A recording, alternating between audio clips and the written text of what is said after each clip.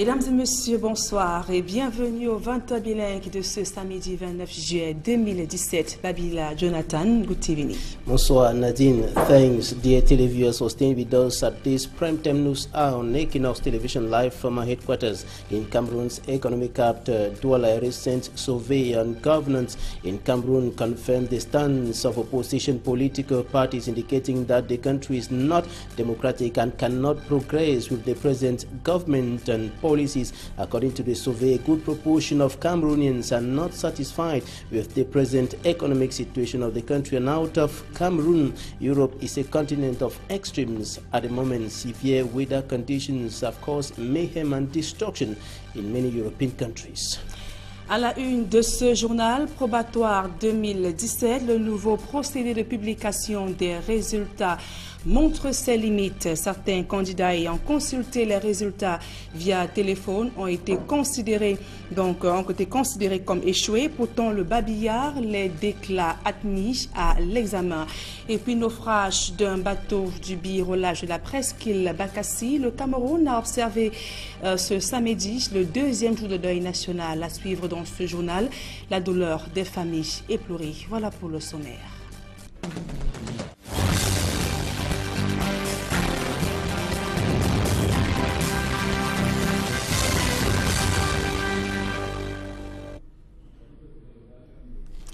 Mesdames et messieurs, une fois encore bonsoir et bienvenue à tous. Je vous le disais en titre, ce samedi, deuxième jour de deuil national, en mémoire des 34 victimes, personnels militaires et civils morts noyés dans le naufrage d'un navire du Bi le 16 juillet dernier, dont les drapeaux seront en berne jusqu'à minuit. Hier, c'est dans une ambiance lourde, chargée d'émotions que s'est déroulée la première journée de deuil national. Les familles sous le choc sont inconsolables.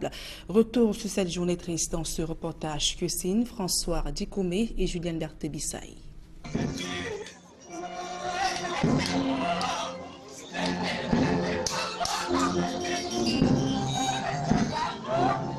C'est un moment difficile que vivent les familles des soldats tombés sur le champ de bataille au large de la presqu'île de Bakassi.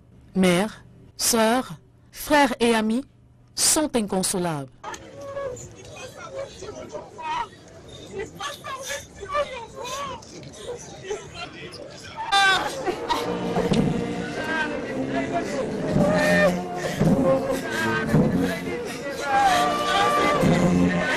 Elles n'arrivent toujours pas à croire que leurs proches ne font plus partie du commun des mortels.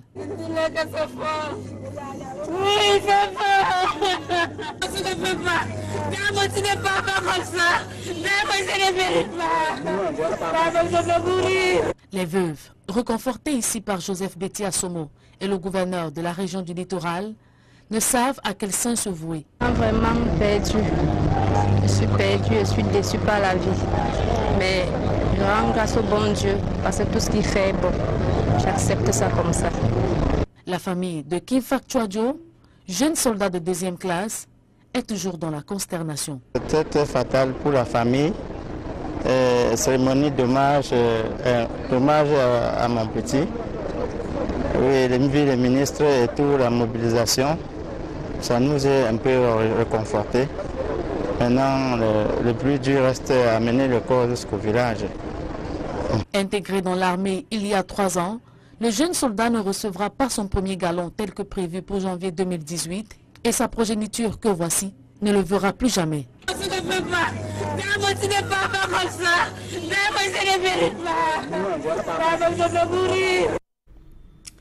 Il faut préciser à la suite de ce reportage que seuls 11 dépouilles ont été présentées hier à la base aérienne de Douala. Toutes les victimes disparues et rescapées ont reçu les honneurs de la nation tout entière à travers l'attribution de la Croix de la valeur militaire et distinction de l'ordre du mérite camerounais.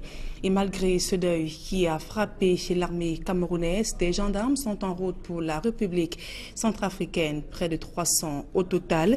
Ils ont été formés grâce à un partenariat avec les États-Unis. Ils vont servir dans le cadre de la MISCA et la cérémonie de mise en route s'est déroulée à l'école internationale des forces de sécurité d'Aoué, près de Yaoundé.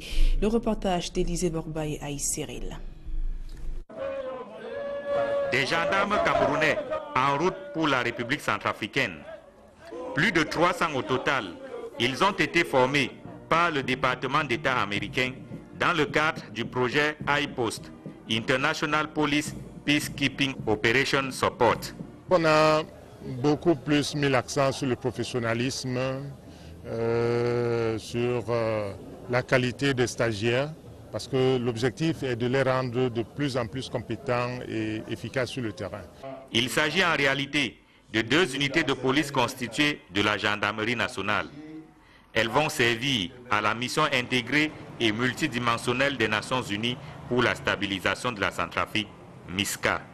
Il est question, n'est-ce pas, du maintien de l'ordre, il est question de la dispersion des foules, il est question de la gestion des poules, il est question de la protection des hautes personnalités, il est question, n'est-ce pas, de protéger des bâtiments et les institutions qui sont sur place. C'est pour faciliter le retour à la situation normale au niveau de la République centrafricaine.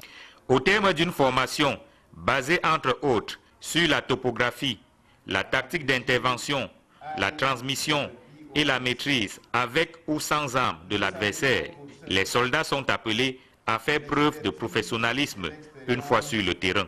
Vous êtes à présent parés pour jouer le rôle qui est le vôtre dans le cadre du mandat des Nations Unies en République centrafricaine.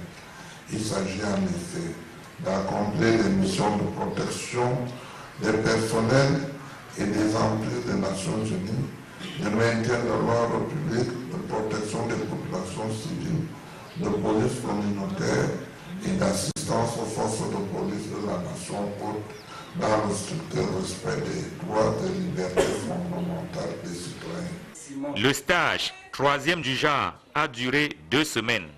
Des parchemins ont été remis aux participants avant leur embarquement pour la République centrafricaine. Dans le reste de l'actualité, l'on n'est pas passé bien loin d'un drame. Cette semaine à Ebolova, dans la région du Sud, suite à une défaillance de ses freins, un camion perd sa trajectoire et détruit 2 maisons d'habitation avant de finir sa course dans l'une d'elles. Pas de perte en vie humaine, mais d'importants dégâts matériels. Plus de précisions dans ce reportage.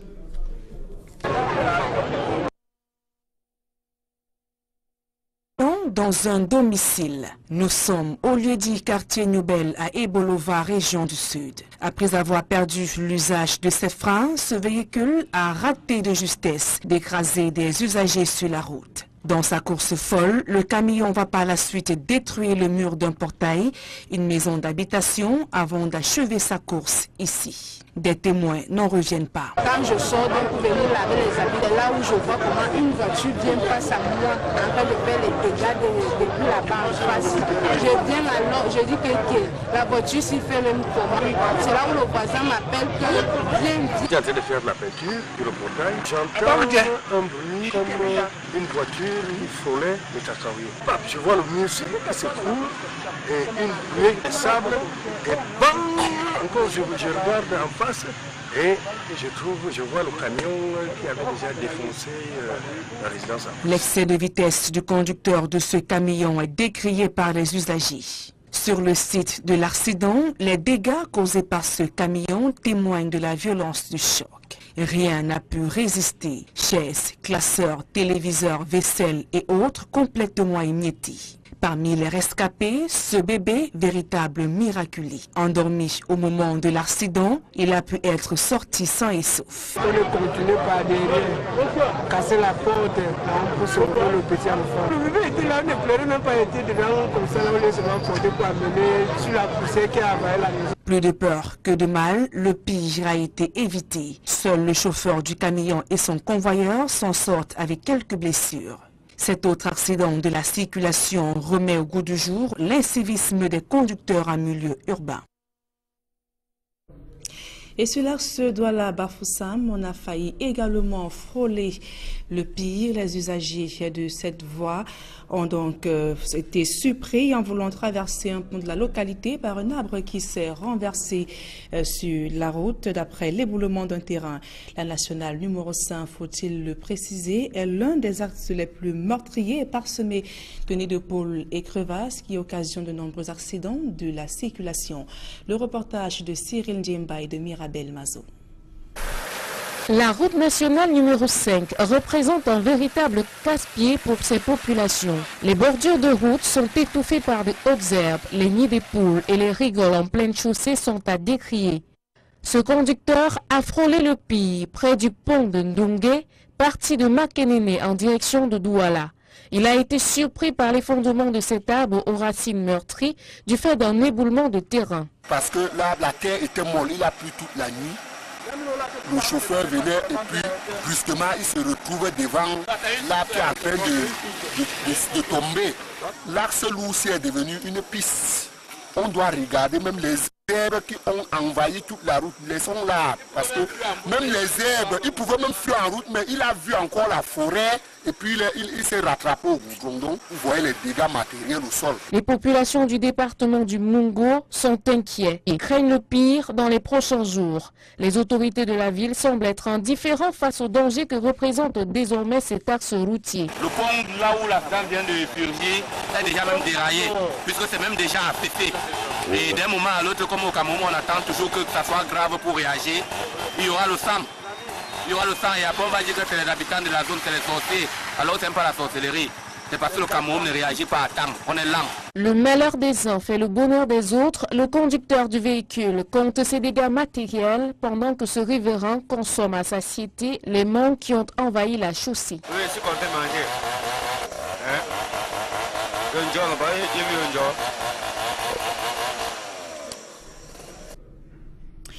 Et peut-être une solution aux accidents de la circulation enregistrés sur nos axes routiers à travers un système numérique de traitement des données. Il est désormais possible de mieux assurer la sécurité des passagers. Connecting Road Cameroun, c'est le nom du nouveau système présenté cette semaine à Yaoundé. Aïe Cyril et Élisée Borba. C'est une innovation dans le domaine des transports au Cameroun. À travers un projet de sécurité routière numérique, il est désormais possible de voyager en toute quiétude. Que des usagers puissent mettre à notre disposition des informations à travers un système de SMS et parcours de US-USD. Et à travers cela, nous les numérisons et nous les mettons à la disposition des administrations et on peut les utiliser. Connecting Road Cameroun, c'est l'appellation consacrée du projet.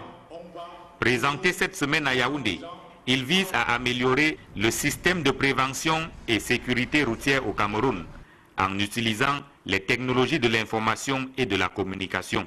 On a votre nom, on a le numéro de téléphone d'un membre de votre famille et le véhicule qui va vous transporter. Immédiatement, si on introduit le numéro d'immatriculation d'un véhicule, on a le bordereau virtuel des voyageurs. Donc désormais, c'est une innovation au Cameroun. On n'a plus besoin de paperasse et surtout que cette paperasse, elle était limitée, elle avait des insuffisances. Quand on fait le ramassage, on n'a pas cette paperasse pour introduire les noms des gens. Mais désormais, en prenant même les gens en route, on peut les déclarer tout simplement et ces gens vont intégrer l'unique bordereau pour ce véhicule et pour ce voyage. Les promoteurs de ce nouveau mode de prévention routière expliquent qu'il peut également servir dans le domaine du renseignement prévisionnel et le filtrage sécuritaire. Est-il aussi en mesure de stopper les nombreux cas d'agression que l'on enregistre dans les taxis et autres cas de transport au Cameroun? Bien malin qui pourrait répondre à cette question. Examen officiel session 2017, les candidats au probatoire de l'enseignement secondaire sont déjà fixés sur le sort. Depuis hier soir, les résultats ont été tous rendus publics. Cependant, le nouveau procédé de publication des résultats montre déjà ses limites. L'utilisation du code mis à la disposition des candidats désireux de consulter leurs résultats induit en erreur. Des candidats ayant fait usage de ce service se sont laissés dire qu'ils avaient échoué à l'examen, mais l'affichage des résultats au babilla des centres d'examen renseigne l'inverse. Le reportage de François Dikomeyi de Kedia. Les résultats du probatoire 2017 sont connus. C'est vendredi soir que les premiers cris de joie ont commencé à retentir dans de nombreux domiciles. En effet, les plus pragmatiques sont passés par un numéro court, alors attribué à la cause, pour rapidement rentrer en possession de leurs résultats. Selon ces élèves, le message coûterait 150 francs CFA et le processus d'accès à son résultat serait des plus faciles. Oui, avec le PBGN devant, tu veux le tirer, tu vas automatiquement 90. Après ça t'envoie un message de l'OBC. Oui, tu vas passer, tu vas officier quelque chose. Seulement, pour passer par ce canal, il faut être en possession de son matricule. Mission alors impossible pour beaucoup, à l'instar de cette dame, dont l'enfant est en vacances en dehors de la ville. La liste où se trouve le nom de mon fils a été arrachée, donc je n'ai pas le code. Et lui-même n'est pas dans la ville. Au lycée bilingue de Daïdo, dans lequel nous nous sommes rendus, le babilla est vide et le stress perceptible sur certains visages. On nous fera savoir que le proviseur s'est rendu à la délégation départementale de l'enseignement secondaire pour entrer en possession des résultats de son établissement.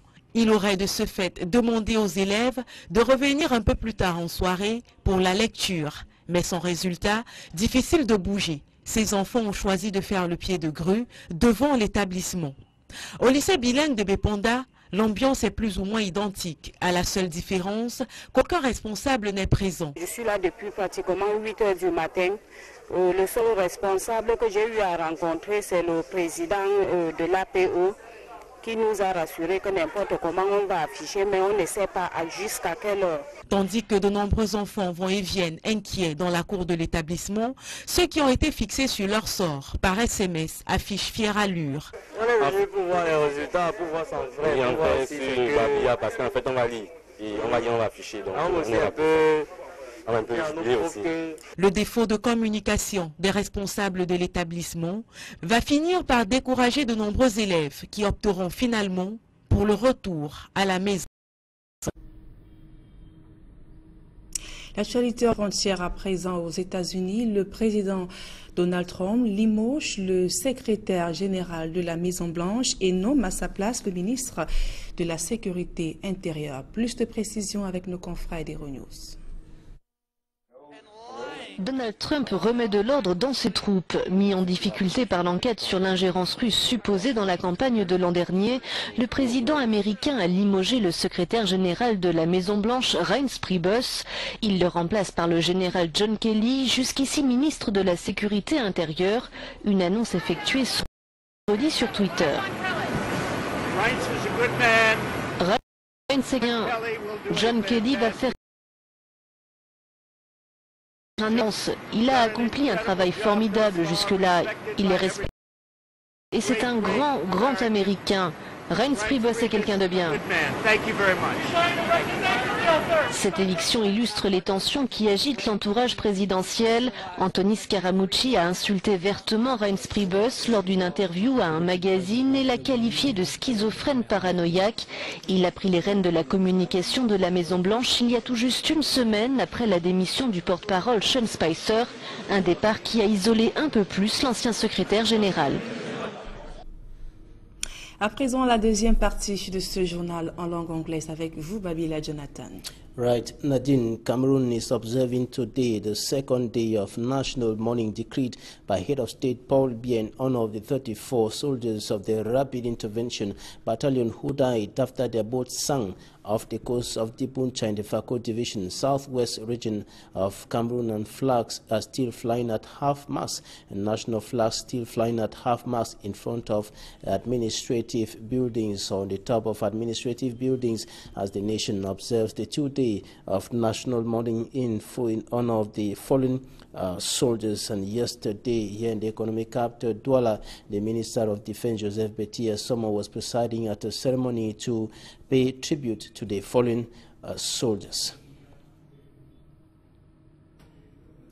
Of course, as you saw in that image, sympathizers, friends, notably or particularly relatives of the fallen soldiers, were gripped by sorrow during that ceremony to pay tribute to the fallen soldiers. Catherine Kone reports.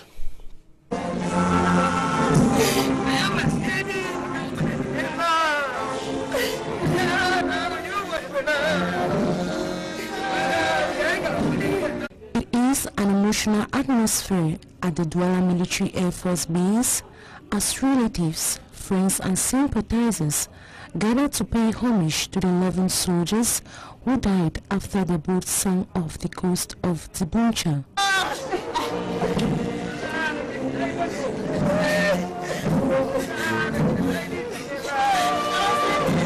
The families finding it difficult to believe their loved ones are gone forever.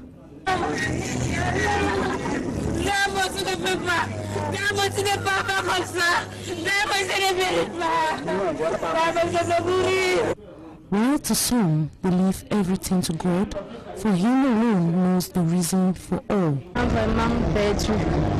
Je suis perdu, je suis déçu par la vie. Mais je rends grâce au bon Dieu parce que tout ce qu'il fait est bon. J'accepte ça comme ça.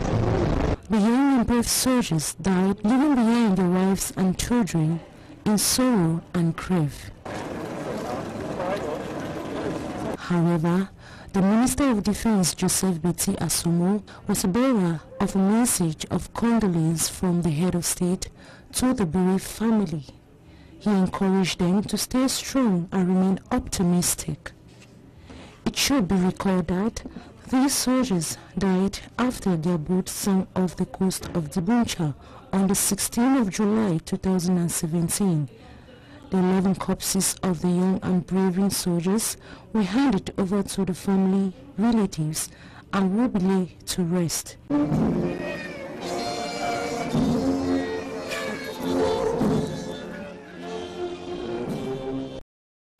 Relatives, friends, sympathizers, and colleagues of the fallen gripped by sorrow, while some inhabitants of Ebolowa in the south region of Cameroon by shock and consternation when a heavy-duty truck and a baby escaped death in that incident.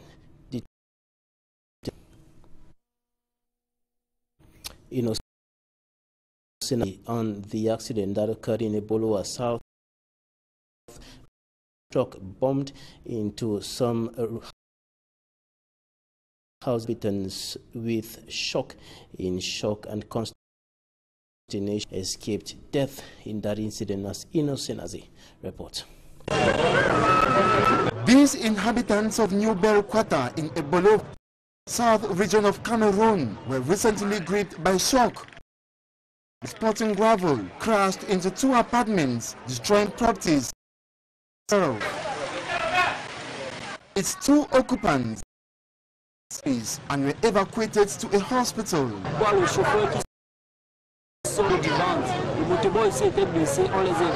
What I understand was what could have caused the truck to quit the road, a fence, and dash into 2 houses. The guy is so lucky, the guy is a very lucky. Lucas thanked God Almighty for protecting this baby in this house where the truck stopped. The mother of the baby vehicle, fast approaching towards her direction outside, ran for her dear life. She began crying her baby had died when she noticed the truck had also rammed her home. Despite the enormous material damages, victims and inhabitants still smiled over the life of the baby and the fact that no life perished as a consequence of the accident. 300 Cameroonian defense forces from the National Gendarmerie are now ready for the United Nations peacekeeping mission to neighboring Central African Republic. They have been trained by United States military experts. Details with Rolanako. Over 300 Cameroonian defense forces from the National Gendarmerie are now set for the UN peacekeeping mission in the Central African Republic, dubbed MINUSCA.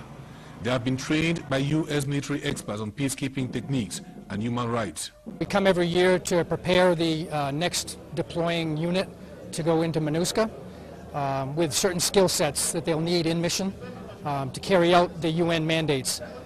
Things such as proper handcuffing, human rights are taught, how to react to certain situations in mission, in theater, and everything from being able to escort a VIP to it's very heavily into public order. MINUSCA is not getting any safer, it's getting dangerous by the day. So we hope that within 8 weeks we provide them with enough skill set and knowledge that they take that to mission and everyone comes home safe. A gesture which both countries consider as a vital aspect of their military cooperation. Our relationship has never been more robust between Cameroon and the United States of America. Cooperation on security issues, health issues, economic and commercial development, and this is just the beginning. We're looking forward to a long, productive partnership between the U.S. and Cameroon. The State Defense Secretary in charge of the National Gendarmerie urged the graduates to be disciplined and hardworking. Jean-Baptiste Bokam also enjoined them to be good ambassadors of Cameroon when they go to the Central African Republic for their peacekeeping mission. This is the third year the Americans are training Cameroonian Defense Forces from the National Gendarmerie on peacekeeping. What warrants a medal to Donald McLean, one of their trainers.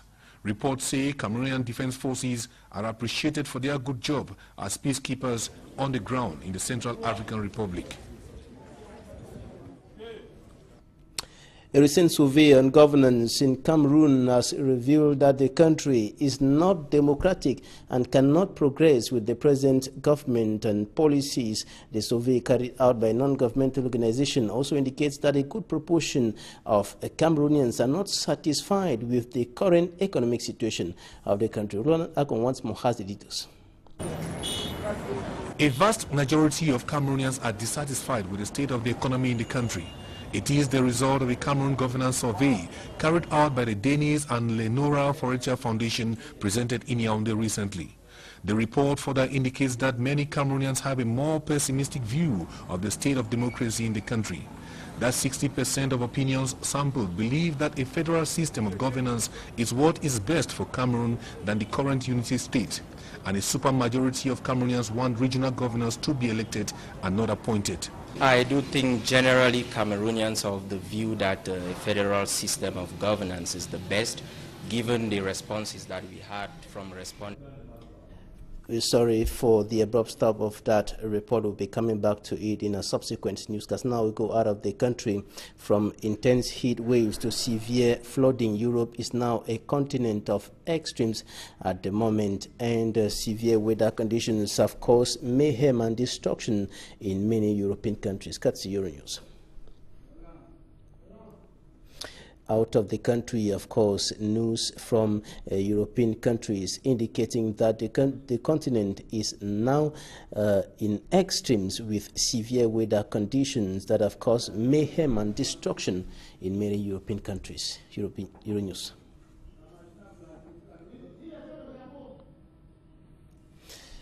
That report we are expecting concerning weather conditions in Europe that are getting severe, notably with wildfire, forest fire that is ravaging many European countries, as well as a drought and other severe weather conditions that has rendered Europe a continent of extremes, and severe weather conditions have caused mayhem and destruction in many European countries. Euronews. We're sorry we will not be having that report in this newscast, and that's it for this edition of the Bilingual Primetime Newscast on Equinox Television. Thanks for staying with us. Good night. Good night, Nadine. Good night, Babila, Jonathan. Mesdames et messieurs, c'est la fin de ce journal. Merci de nous avoir suivis. Bon week-end à tous et à toutes.